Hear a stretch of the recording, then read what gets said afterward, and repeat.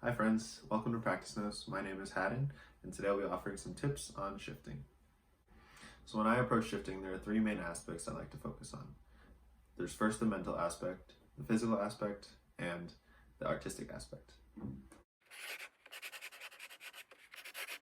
So before I even start shifting, I like to start on the mental aspect of shifting, which usually just involves establishing the pitches in my ear. Usually when I'm playing a piece or when I'm approaching a big shift, I'm usually singing along in my head. I'll either practice singing out loud in the practice room, or I will just take the first and the last note and get the pitches exactly where I want them to be. So let's say I'm starting on a C.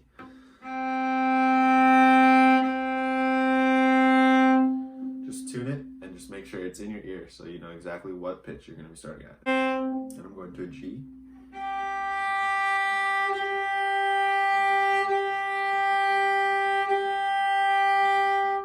So I really want to lock those pitches into my ear. You should be able to sing them in your head or out loud and be really comfortable with the exact pitch that you're going to be shifting between. The way I always start practicing shifts, big or small, is with big, slow glissandos between the starting note and the end note. So let's say I'm shifting between a C and a G again on my second finger. So the way I'll approach it is by adding a big gliss in between the two notes. And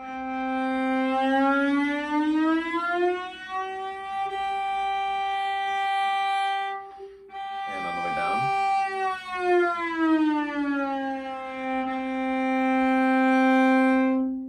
These big slides between the two notes can really help establish muscle memory in your left hand, so that your left hand really knows the distance between the two notes that you're shifting between. So again, play the first note and remember how it feels in your left hand to be in this position. Play the second note that you're shifting to, whether up or down. Remember this hand position. And now you want to add the big slides between those two hand positions.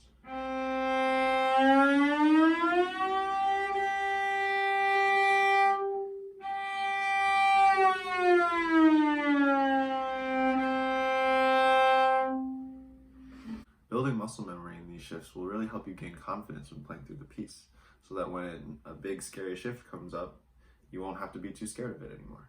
And you don't have to think about it, and you just go for it.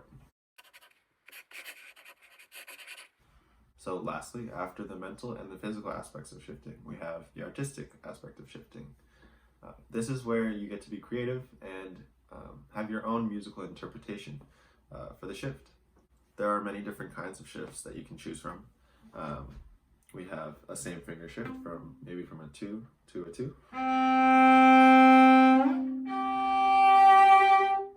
You can shift on a new bow. You can shift to a new finger. Shift on the same bow.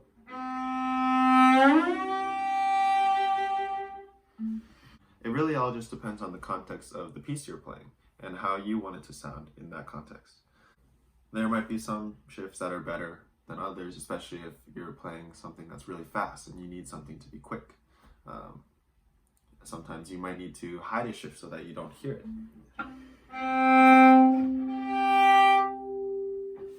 Once you pick a type of shift you want to use in your piece, make sure you practice that shift in the same way that we discussed earlier.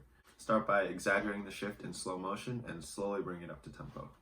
So the very last step of shifting is just to go for it. Shifting can be very scary, but the best shifts, even missed ones, always sound best when they are confident. After doing 5 to 10 minutes of slow motion, slidey shift practice, just put it into tempo and just go for it a couple times. It may not work immediately, but keep practicing all the hard shifts you have every day, and your hands will slowly become more used to each shift and you'll become more confident. In the end, just have fun with the music and go for it.